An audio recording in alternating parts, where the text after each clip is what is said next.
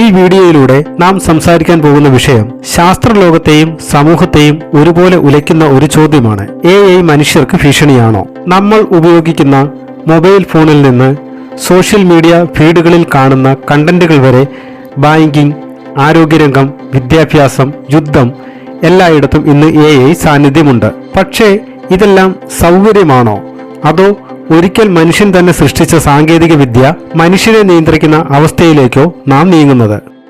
ഈ വീഡിയോയിലൂടെ AI എന്താണ്, അത് എങ്ങനെ വളർന്നു, മനുഷ്യർക്കുള്ള ഗുണങ്ങൾ എന്തൊക്കെയാണ്, ഭീഷണികൾ യാഥാർത്ഥ്യമാണോ, AI മനുഷ്യനെ മറികടക്കും എന്ന ഭയം എത്രമാത്രം സത്യമാണ് എന്നിവയെല്ലാം നമുക്ക് വിശദമായി പരിശോധിക്കാം. ഈ വീഡിയോ നിങ്ങൾക്ക് ഇഷ്ടപ്പെട്ടാൽ ലൈക്ക് ചെയ്ത് സബ്സ്ക്രൈബ് ചെയ്യുക.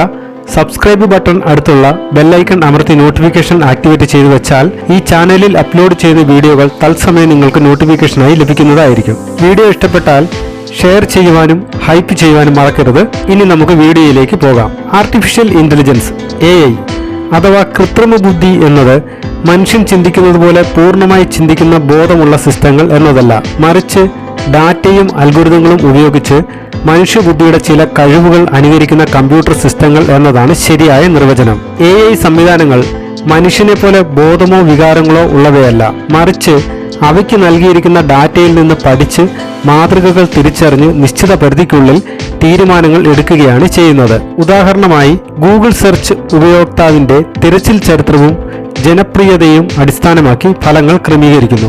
യൂട്യൂബ് റെക്കമെൻഡേഷൻ സിസ്റ്റം പരിശോധിച്ചാൽ നമ്മൾ കാണുന്നതും സെർച്ച് ചെയ്യുന്നതുമായ കാര്യങ്ങൾ വിശകലനം ചെയ്ത് വീഡിയോകൾ നിർദ്ദേശിക്കുന്നു. സിരി, അലക്സ പോലുള്ള വോയിസ് അസിസ്റ്റൻസ് ശബ്ദം തിരിച്ചറിഞ്ഞ് മുൻകൂട്ടി പരിശീലിപ്പിച്ച മാതൃകകളുടെ അടിസ്ഥാനത്തിൽ മറുപടി നൽകുന്നു. ഫേസ് റെക്കഗ്നിഷൻ സിസ്റ്റങ്ങൾ മുഖസവിശേഷതകളിലെ പാറ്റേണുകൾ താരതമ്യം ചെയ്യുന്നു. സെൽഫ് ഡ്രൈവിംഗ് കാർ സെന്ററുകളും ക്യാമറകളും ശേഖരിക്കുന്ന ഡാറ്റ AI വഴി വിശകലനം ചെയ്ത് വാഹന നിയന്ത്രണ തീരുമാനങ്ങൾ എടുക്കുന്നു. അതിനാൽ AI മനുഷ്യനെ പോലെ ചിന്തിക്കുന്ന സാങ്കേതിക വിദ്യ അല്ല, മറിച്ച് മനുഷ്യർ രൂപകൽപ്പന ചെയ്ത നിയമങ്ങൾക്കും ഡാറ്റയ്ക്കും വിധേയമായ ശക്തമായ കണക്കുകൂട്ടൽ സംവിധാനമാണ്. AIയെ സാധാരണയായി 3 പ്രധാന ഘട്ടങ്ങളായി വേർതിരിച്ച് വിശദീകരിക്കാറുണ്ട്. നാരോ AI അഥവാ വീക്ക് AI എന്നത് ഇന്ന് നമ്മൾ ദൈനംദിന ജീവിതത്തിൽ ഉപയോഗിക്കുന്ന എല്ലാ AI സംവിധാനങ്ങളെയും ഉൾക്കൊള്ളുന്നു. ഇവയ്ക്ക് ഒരു പ്രത്യേക ജോലി മാത്രമേ കാര്യക്ഷമമായി ചെയ്യുവാൻ കഴിയൂ. ഉദാഹരണമായി തിരച്ചിൽ ഫലങ്ങൾ തരിക, ശബ്ദം തിരിച്ചറിയൽ, ചിത്രങ്ങൾ വിശകലനം ചെയ്യൽ എന്നിവയാണത്. ജനറൽ AI AGI എന്നത് മനുഷ്യനെ പോലെ പല മേഖലകളിലും സ്വതന്ത്രമായി പഠിക്കുവാനും ചിന്തിക്കുവാനും തീരുമാനങ്ങൾ എടുക്കുവാനും കഴിയുന്ന AIയെ സൂചിപ്പിക്കുന്നു. എന്നാൽ ഇത്തരത്തിലുള്ള AI ഇപ്പോഴും ഗവേഷണ ഘട്ടത്തിലേ ഉള്ളൂ, യാഥാർത്ഥ്യത്തിൽ നിലവിലില്ല. അതേസമയം സൂപ്പർ AI മനുഷ്യബുദ്ധിയെ മുഴുവനായി മറികടക്കുന്ന, മനുഷ്യരെക്കാൾ വേഗത്തിലും ആഴത്തിലും ചിന്തിക്കുവാൻ കഴിവുള്ള AI എന്ന ആശയമാണത്. ഇത് നിലവിൽ ശാസ്ത്രീയ സിദ്ധാന്തങ്ങളുടെയും ഭാവി കൽപ്പനകളുടെയും ഭാഗമായിട്ട് മാത്രമാണ് നിലനിൽക്കുന്നത്. അതിനാൽ ഇന്നത്തെ യാഥാർത്ഥ്യം നോക്കിയാൽ മനുഷ്യർ ഇപ്പോഴും നാരോ AI എന്ന ആദ്യ ഘട്ടത്തിലേ ഉള്ളൂ എന്നതാണ് ശാസ്ത്രീയമായി അംഗീകരിക്കപ്പെട്ട നിലപാട്. കൃത്രിമ ബുദ്ധിയുടെ തുടക്കം 1950 ഗണിതശാസ്ത്രജ്ഞനായ അലൻ ട്യൂറിംഗ് ചോദിച്ച ക്യാൻ മെഷീൻസ് തിങ്ക് എന്ന ചോദ്യത്തിലേക്കാണ് തിരിച്ചു പോകുന്നത്. അതേ വർഷം അദ്ദേഹം അവതരിപ്പിച്ച ട്യൂറിംഗ് ടെസ്റ്റ് എന്ന ആശയം ഒരു യന്ത്രത്തിന്റെ ബുദ്ധി മനുഷ്യനിൽ നിന്ന് തിരിച്ചറിയാൻ കഴിയുന്നില്ലെങ്കിൽ അത് ചിന്തിക്കുന്നു എന്ന് കണക്കാക്കാമോ എന്ന ചർച്ചയ്ക്ക് അടിത്തറയിട്ടു. 1950-60 കാലഘട്ടങ്ങളിൽ ആദ്യ AI പ്രോഗ്രാമുകളും സിംബോളിക് AI സംവിധാനങ്ങളും വികസിച്ചു. 1970കളിൽ എക്സ്പെർട്ട് സിസ്റ്റംസ് പോലുള്ള പരിമിത ശേഷിയുള്ള AIകൾ രംഗത്തെത്തി. പിന്നീട് കമ്പ്യൂട്ടറുകളുടെ കണക്കുകൂട്ടൽ ശക്തിയും ഡാറ്റ ലഭ്യതയും വർദ്ധിച്ചതോടെ മെഷീൻ ലേണിംഗ് വികസിക്കുകയും 2000-ങ്ങൾക്ക് ശേഷം ഡീപ് ലേണിംഗ്സ്, ന്യൂറൽ നെറ്റ്വർക്ക്സ് പോലുള്ള സാങ്കേതിക വിദ്യകൾ വലിയ മുന്നേറ്റം കൈവരിക്കുകയും ചെയ്തു. അതിനാൽ AI ഒരു പെട്ടെന്നുള്ള കണ്ടുപിടുത്തമല്ല, മറിച്ച് പതിറ്റാണ്ടുകളോളം നീണ്ട ഗവേഷണത്തിന്റെയും പരീക്ഷണങ്ങളുടെയും ക്രമാനുഭവമായ പുരോഗതിയുടെയും ഫലമായാണ് എന്നത് ചരിത്രപരമായ യാഥാർത്ഥ്യമാണ്. AI മനുഷ്യർക്ക് നൽകുന്ന ഗുണങ്ങൾ പല മേഖലകളിലായി വ്യക്തമായി കാണുവാൻ കഴിയും. ആരോഗ്യരംഗത്ത് AI മെഡിക്കൽ ഇമേജുകൾ വിശകലനം ചെയ്ത് രോഗങ്ങൾ നേരത്തെ കണ്ടെത്താൻ സഹായിക്കുന്നു. പ്രത്യേകിച്ച് ക്യാൻസർ കണ്ടെത്തൽ പോലുള്ള മേഖലകളിൽ AIയുടെ കൃത്യത പലപ്പോഴും മനുഷ്യ വിദഗ്ധരെ സഹായിക്കുന്ന നിലയിലേക്ക് എത്തിയിട്ടുണ്ട്. കൂടാതെ റോബോട്ടിക് സർജറി വഴി കൂടുതൽ കൃത്യവും കുറഞ്ഞ അപകട സാധ്യതയുള്ളതുമായ ശസ്ത്രക്രിയകൾ സാധ്യമായി. വിദ്യാഭ്യാസ രംഗത്ത് പേഴ്സണലൈസ്ഡ് ലേണിംഗ് സംവിധാനങ്ങൾ ഓരോ വിദ്യാർത്ഥിയുടെ കഴിവിനും പഠനവേഗത്തിനും അനുസരിച്ച് ഉള്ളടക്കം ക്രമീകരിക്കുന്നു. ഓൺലൈൻ ട്യൂട്ടർമാരും AI അധിഷ്ഠിത ഭാഷാ പഠന ആപ്പുകളും പഠനം കൂടുതൽ ലഭ്യമാക്കുന്നു. തൊഴിൽ മേഖലയിൽ ഖനനം, രാസവസ്തു കൈകാര്യം, അപകടകരമായ വ്യവസായങ്ങൾ തുടങ്ങിയ മേഖലകളിൽ അപകട സാധ്യതയുള്ള ജോലികൾ AIയും യന്ത്രങ്ങളും ഏറ്റെടുക്കുന്നത് മനുഷ്യജീവിതത്തിന്റെ സുരക്ഷ വർദ്ധിപ്പിക്കുന്നു. അതേസമയം പ്രവർത്തന കാര്യക്ഷമതയും ഉൽപാദനക്ഷമതയും ഉയരുന്നു. ദൈനംദിന ജീവിതത്തിൽ നാവിഗേഷൻ സംവിധാനങ്ങൾ, സ്മാർട്ട് ഹോംസ്, ഫ്രോഡ് ഡിറ്റക്ഷൻ പോലുള്ള AI ആപ്ലിക്കേഷനുകൾ സമയം ലാഭിക്കാനും സുരക്ഷ ഉറപ്പാക്കാനും സഹായിക്കുന്നു.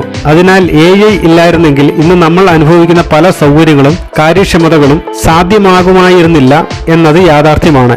AIയുമായി ബന്ധപ്പെട്ട യഥാർത്ഥ ഭീഷണികൾ അതിന്റെ സാങ്കേതിക ശേഷിയിലല്ല, മറിച്ച് ഉപയോഗ രീതികളിലും നിയന്ത്രണക്കുറവിലുമാണ്.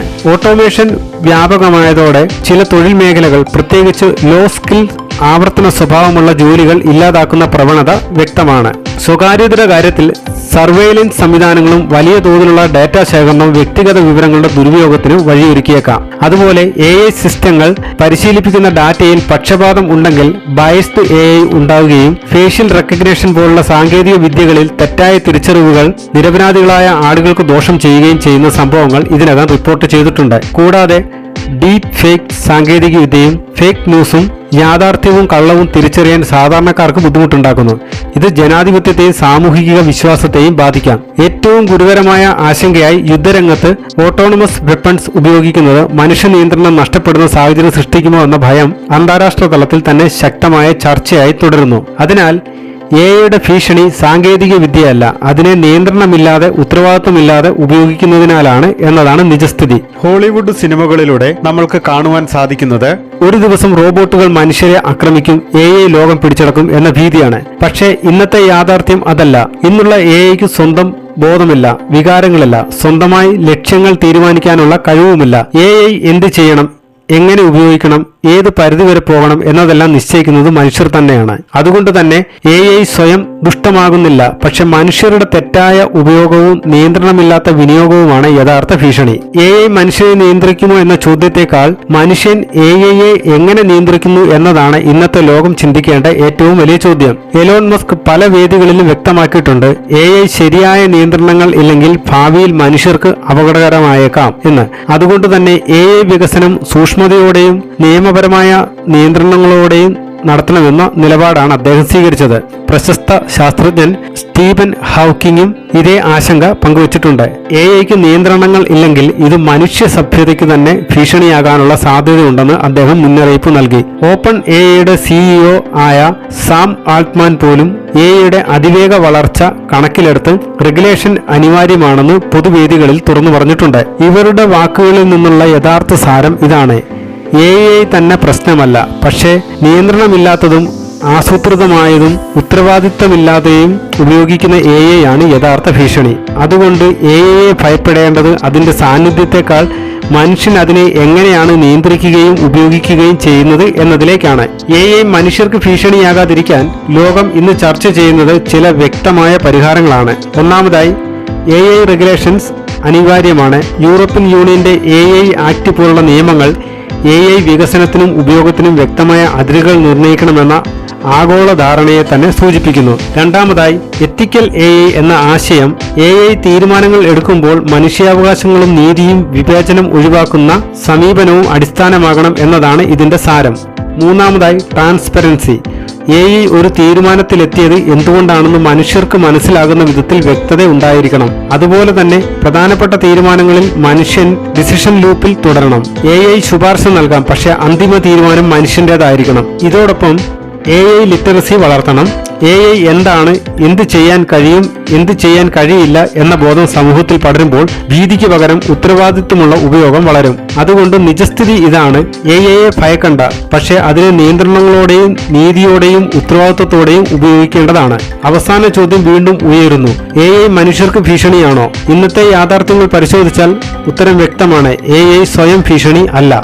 AIക്ക് ബോധമില്ല, വികാരങ്ങളില്ല, സ്വന്തമായി തീരുമാനങ്ങൾ എടുക്കുന്ന സ്വതന്ത്ര ഇച്ഛാശക്തിയുമില്ല. പക്ഷേ അത് മനുഷ്യന്റെ കൈകളിൽ എത്തിയാൽ അത് അനുഗ്രഹവുമാകാം, അല്ലെങ്കിൽ ശാപവുമാകാം. അതിനാൽ തീരുമാനം AIയുടേതല്ല, നമ്മുടേതാണ്. നാം AIയെ നിയന്ത്രിക്കുമോ അല്ലെങ്കിൽ AI സൗകര്യങ്ങൾക്ക് അടിമകളായി നാം തന്നെ നിയന്ത്രിക്കപ്പെടുമോ? ഇത് സാങ്കേതിക വിദ്യയുടെ ചോദ്യം അല്ല, മനുഷ്യന്റെ ഉത്തരവാദിത്വത്തിന്റെ ചോദ്യമാണ്. ഈ വീഡിയോ നിങ്ങൾക്ക് ചിന്തിക്കുവാൻ കാരണമായെങ്കിൽ ലൈക്ക്, ഷെയർ, സബ്സ്ക്രൈബ് ചെയ്യുക. നമ്മൾ സൃഷ്ടിക്കുന്ന സാങ്കേതിക വിദ്യ ഭാവി തലമുറയ്ക്ക് ഭീഷണിയാകാതെ അവർക്ക് സുരക്ഷിതമായ ഭാവി നൽകുന്ന ശക്തിയാകട്ടെ.